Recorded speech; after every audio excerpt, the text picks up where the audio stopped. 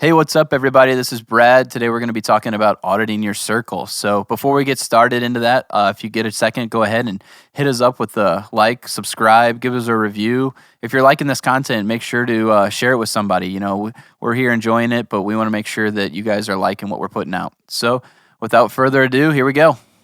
What's up, guys? Thanks for joining us on the Professional Development Podcast. I'm here with Colin, Brad, and Dan. What's going on, fellas? How's it going? What's up? What's up? Today, we are going to talk about auditing your circle. So, I guess we'll just kind of kick it off. Guys, what does it mean to audit your circle? So basically, I mean, like you said, we're talking about auditing your circle. You're the sum of the 5 people you surround yourself with. Average of the 5 people you surround yourself with. So basically, you can look at that as a business aspect, a personal aspect, religious, whatever circles you have in life, it's all of those. So to me, I've noticed it a lot in my life that I've gone from, you have your friends that you have in elementary school, you're innocent, you don't know any better, you're just having a good time. You start to get into high school, you surround yourself with people who you want to be, I guess, or people you think are cool maybe. So you have that, even though those might not be the right people for you. And then I feel like you hit college and then you kind of venture off and find a new group of people. And then for me, after college, it was like a whole new world. And I was almost alone, and I'll have to talk about this later. Like as far as like my circle, I was really kind of like a lone wolf, I would call it. I didn't really have like a good circle after my college years because I was out doing my own thing. So I think what you see is you go through life and you hit different stages and the person you want to be obviously changes, or it might not, because there's people that we know that are stuck in the same position they've been in for the last 10 or 15 years, and that's just who they are. They're not aspiring to be anything better. So if you want to be that person, you can stay there, but if you want to be something a little bit better, you almost have to start eliminating those people from your life to move forward. Yeah, and I think anybody listening to this podcast, unless they just know us and want to fucking listen, I think that they're all have that mindset of, I want to level up, so what's next, right? Yeah. How do you guys go about eliminating those people? Do you just kind of carry on? I guess, like, to preface this, like, maybe we could talk about our stories with auditing circles in the past. And so, like, I can dive in. Brad, you brought up a lot of good things. And one thing I wanted to mention while you were talking about it is I see a lot of people who go off to college and they come back and then they're still friends with their high school friends, not their college friends. So they quit kind of grabbing a new group of I like the idea of definitely getting into those stories, but let's start with talking about why it's important to audit your circle and why your circle is so important. And I can kind of kick it off here. And at the end of the day, I think it comes down to how malleable people are, right? Like how much people change according to their circumstances. And I think this is like a biological thing in us that we do subconsciously. Like if you look back in like the days when we were in tribes, if you were rejected from the tribe that you were in, then you essentially die. Like you're cast away to die. So obviously it's not to that extreme nowadays, but you want to fit in with who you're surrounding yourself with. So if you're surrounding yourself with people that are all about professional development, all about bettering themselves, then you're going to want to hop on board with that. And at the same time, if you're around people that don't want to be active at all, don't want to do anything to better themselves, want to sit on their couch, want to kick back and drink beers and complain about how bad the world is, then you're going to hop on that or you're not going to feel accepted, right? 100%. Yep. So what else? Why do you guys think it's important to audit your circle? I think it's important to audit because then you almost become complacent, that you're not able to become a better person. You get comfortable in the situation you're in, and the longer you become comfortable, the harder it is to break out of that. Just like we talk about with habits. It's essentially creating habits with people is what this is as far as auditing your circle. You can choose to have these bad habits for years and years and years because this is what's comfortable to you with these people that you've known. Yep. But if you want to get to that next level, those people aren't going to be there. So you have to just break that habit, pull the tear off, and start again. So. Yeah, absolutely. And Dan, you and I heard this on a podcast that we were listening to earlier today. We have, which this is new to me, we have what are called mirror neurons, which again, that sounds fancy. Yeah. I was going to steal it, but I let him have that one. I knew you were about to say it. That's why I said it before you. But it's actually how children go about learning. So if you look at like how kids learn, you can tell them to do something, but if they don't understand what you're saying, obviously that's not how they're learning. They're picking up little habits and little pieces of what you're doing or what their parents are doing or what their siblings are doing, And that's why they tend to take on this similar mannerisms, right? Because they mirror that automatically. So Dan, go ahead. Yeah, no, and I think, I mean, to kind of parlay on that, and I think that as you get older, you continue to learn that way, right? Yeah, so like absolutely. you still mirror the behaviors or the habits of the people that are around you. And then in terms of like how important it is or why it's important, I think it's really just a necessity because, and I was thinking about this the other day where like life is so cool because I don't know what I'm going to love in 5 years. You know, right now. We talked about this last week.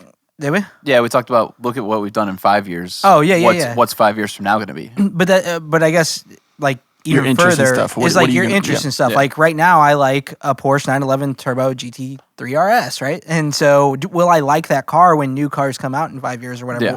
Will I have the same interests? And so, as you pick up new interests, I think it's almost out of necessity. You have to start changing your circles to align with your personal interests so you can grow in those areas, and that can be in multiple areas of your life. It doesn't have to be the same group of people for every single area. I think that there's multiple areas such as, it could be a religion, it could be business, it could be your health and fitness, it could be so many different things. If I'm into Pokemon cards, it could be like people that know about that shit, you know what I mean? So but I think you start to build those circles based on the interests that you have and the passions that you have in the future that you don't even know where that might lead. And I think something that should be said too is when you do audit the circle, I think a lot of people think like you take that person and you just totally kick them out of your life. That's not exactly how it works. It just goes you just don't spend as much time with that person.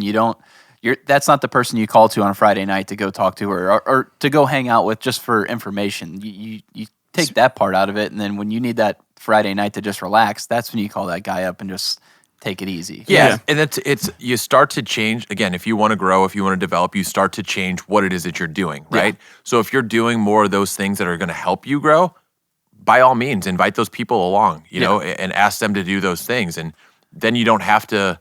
If they're not interested, then they don't want to grow, then they won't come. They'll eliminate themselves. And that's why I was asking, because I don't think it has to be so literal. I think you just start living the life that you want to live. And as you start doing that, you start hanging out with people who are doing that stuff. Like, like inherently, if I'm hanging out with somebody who comes into our group and is friends with somebody else and he likes to golf a lot, but no one else in my no one else in my friends group likes to golf, and I have an interest in it. Him and I are going to start hanging out a little bit more, like, and just like Matt said, I might invite those friends to go golf, but they're not going to say yes. They're not going to say yes. Yeah. So you just start hanging out with and spending more time. It's not like you're dropping those friends off. I've had to have that conversation with a couple people. It's like, it's not that I've forgotten about you, or it's just I'm doing different things. I'm spending my time differently. Yeah. Like when I started selling insurance, I started networking a lot more. So I was hanging out with a lot more young professionals, people who could support my business and who understood where I was at in life. And like my inner circle got very small, and like people would be like, oh, you don't ever call me anymore. You don't do that. But it's like, yeah, I know other things became more important than, staying out until 4 or 5 in the morning. Getting fucked up. Yeah. And something I find interesting about that is like, do you guys have that person who you could call up at 2 a.m. and say, hey dude, I need you to come pick me up, or because that's what I think of as a good person to have in my circle. Yeah. Is who's that person I can call and rely on. Right. I think that the saying though, it goes like the person that you would call should be with you. Well, so like if you go to jail, I don't know what it is. So it's a good friend will pick you up from jail. The best friend is with you, right next to you. Yeah, But I know what you mean. You have to have those people who you can count on. You know what I mean? Who somebody you can rely instantly on. call. Yeah. You know what I mean? Yeah. And it's no question. I feel like I'm that way to a lot of people, but that's how I kind of do my auditing. Actually, is like if I find out somebody that I'm close with or spending a lot of time with isn't willing to do that, and it's not, and I know it's not an inconvenience, then it's time to just kind of split. Yeah, and then I agree 100%. And I think we just to kind of elaborate a little bit more on what Dan said, everybody's got what your audited circle looks like is going to be so much different than everybody else because it's going to be based on values. Yeah. Right? It's going to be based off what's important to you, and that's how you really go about auditing your circle. You take what's important to you and you find all of your friends, the people that you're associating yourself most with, and you're saying, okay, who's contributing to these different buckets? Yes. Because and that always also kind of brings up a bit or piece where it's like, what about somebody that's bringing you up in one area but might be pulling you down in another area. How do you guys assess that? I mean, I think that's just straight back to the principle of it. Like, to me, that's almost using me in a way. Like, they're bringing me up, but at the same time, they're knocking me right back down. So it's like, well, I can parlay on this a little bit. So maybe give an example. Yeah. Well, I don't know if I necessarily have an example, but what I can say is maybe you prioritize those buckets, and then based on that prioritization, you spend that much time with that person. So here's like an example that I was thinking of. Like, you've got a guy that's a good buddy of yours, and you're spending a bunch of time with. He's very versed on like fitness, nutrition. He knows all about like. I'm just glad you're not talking about me. How do you know I'm not talking about you? You said fitness and nutrition. The only thing on fitness. I'm listening. Keep going. Sandwich. Is a sandwich in my mouth? Yeah. But so you've got somebody that's super into fitness and maybe has the physique or is as athletic as you want to be, but what if he's just not financially there or is business savvy and just is very content with making very little money and not building you up on that end? So that to me is not someone that's like you want to drop off. But it's again, how do you guys look at something like that? I just think that goes into, like Dan says, you got to prioritize those options. And then to me, I don't think of having just one circle. I think of having circles for different things. So like, I know, for me, I'm in his circle, but I got kicked out of his social circle last weekend. Yeah, Dan wasn't allowed to come. I wasn't invited. It wasn't my deal. Oh, damn. Hey, hold on. Let's talk about this. What's happening so here? So some of my older buddies that Brad hangs out with now, and they went out and they posted about it. And I was like, what the fuck, dude? Yeah. Dan went out the next night. I didn't get invited. Whatever. Oh, damn. No, but did you go out and just to spite them? Yeah. Yeah. So like, look at me. So I agree, and here's the way that I look at it. When you truly have a friendship, it's a trade-off, right? Like nobody's truly friends with somebody that is levels up on every single pillar of their life because that's not a friend, right? And it's a one-way street in that sense. So it's like if in that situation you've got a friend where they're all about fitness, nutrition, this and that, but they're just not making that much money or whatever it is, maybe they're the person you look up to on that side, but they look up to you and you're teaching them and you're helping them level up on the business and the financial career side. So like maybe the time that you spend with them should be in the environment where they do lift you up versus just hanging out with them on a weekend. Like if you're going to spend time with that person and you want them to level you up, it's in the fitness space. Like I have a friend who wants to play tournament golf with me, but he literally has zero anything else going on right now. And so he really brings me down from that regard, but he is the only person that will go play tournament golf with me if I want to travel or something like that. So and play as frequently as you need right, to. So it's hang out with him in the environments where he'll push me to go to a tournament that I might not sign up for or something like that. But other than that, we really don't hang out. I actually have a couple guys like that who do go to the gym and who just really haven't had it figured out. You know, they went down a different path than I did at some point. And those are the friends that I was talking about before that are like, oh man, all we ever do is work out. But it's like, you know, especially like right now I'm not drinking. I can't ask you to go out to a bar or come over and have a couple beers. You know, like your time just changes. But it is a very interesting question. I'm interested to hear like, what do you guys do so that person doesn't feel like used or pushed off or?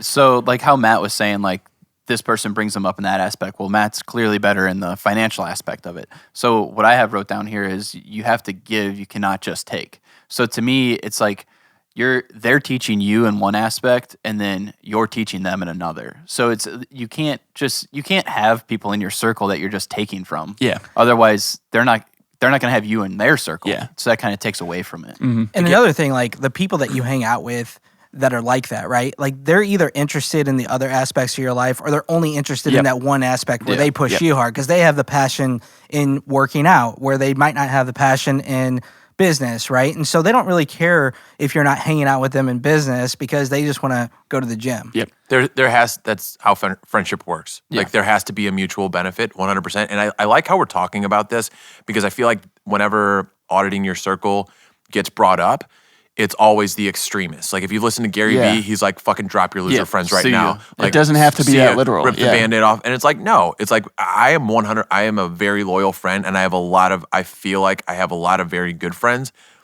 And I also feel like I'm the type of person that can help bring people up in certain areas. I know a lot of my friends bring me up in a lot of different areas, but I also feel like just because a couple of my friends want to do this or want to do that, it's not just a Band-Aid ripoff. It's not just fuck you, you're bringing me down, get the fuck out of my life. You know what I mean? This is what I'm doing, get on board or don't. Yeah.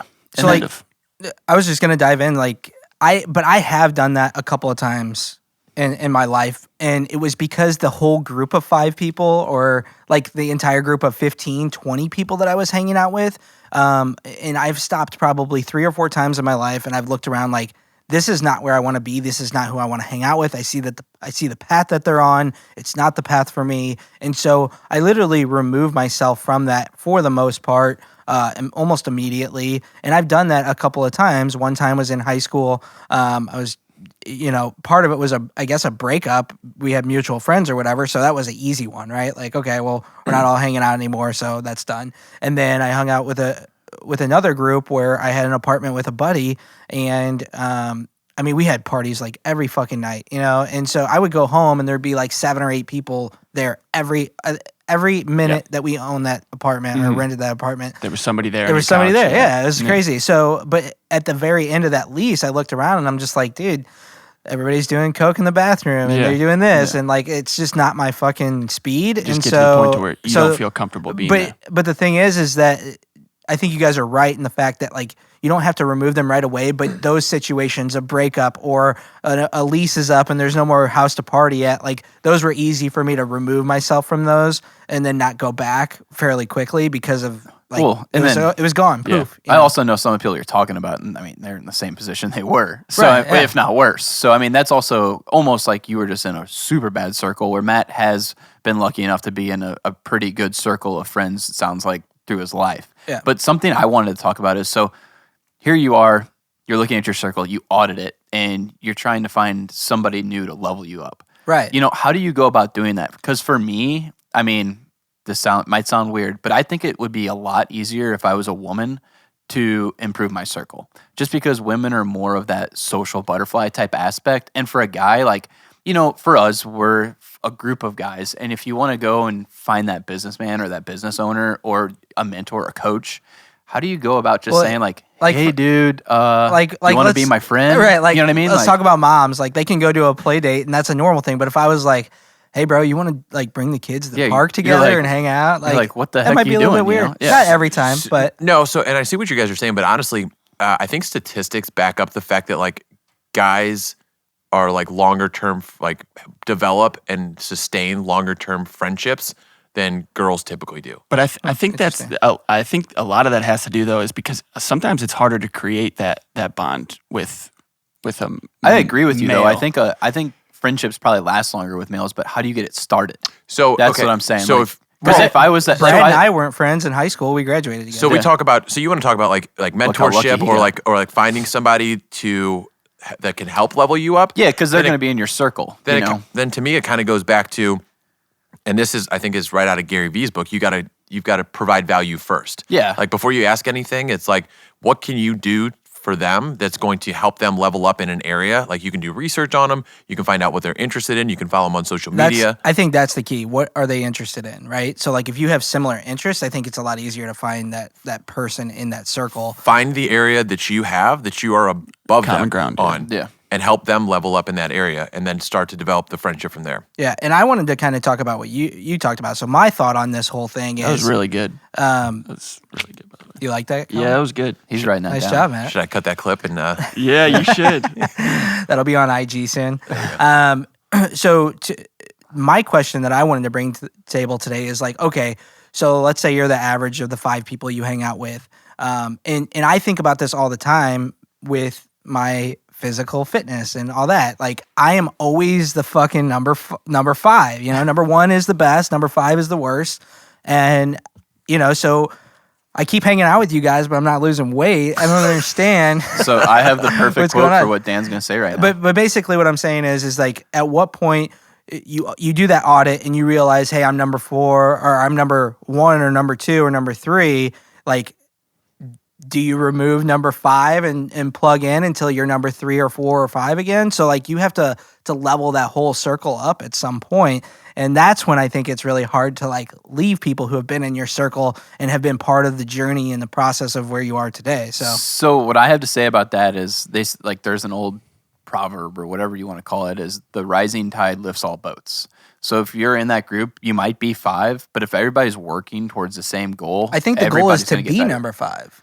Oh, like you just want to be the worst? Well, if you're number 5, then 1, 2, 3, and 4 are pushing you up. If you're number 1, yeah, I guess I can see that aspect of it. Yeah, I mean it does, but at the same time, like we said, you have different circles. Yeah, right. I'm just saying, at what point do you audit that? That's a tough one though. But I think there's always going to be a number 1 everywhere, right?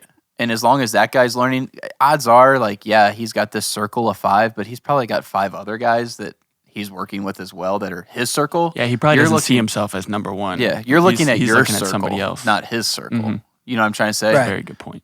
That's what I would say about that. That makes sense. Yeah. So going off auditing your circle of like individuals, of people, of humans that you hang out with, there is also the other side of that, which is auditing your content, right? Because you are the average of the 5 people you associate yourself most with, but you're the product of the content that you take in, and that's news, that's social media, that's anything that, articles that you're looking up, whatever you're looking at from a day-to-day basis and hearing in, I don't care, any news source, yeah, right? No, for sure. So what do you think about that? And can you kind of relate it to, and we won't get political, but obviously the political side of things, like, again, people are malleable. And if you hear nothing but people talking about the left side, you're probably going to lean a little bit more to the left and vice versa. So again, we won't touch on that, but just in general, what do you think about media, social media, news outlets, and how it affects who you are in your thought process? Yeah, no, this is a great topic, actually. I think you need to audit your intake more than ever right now because of so much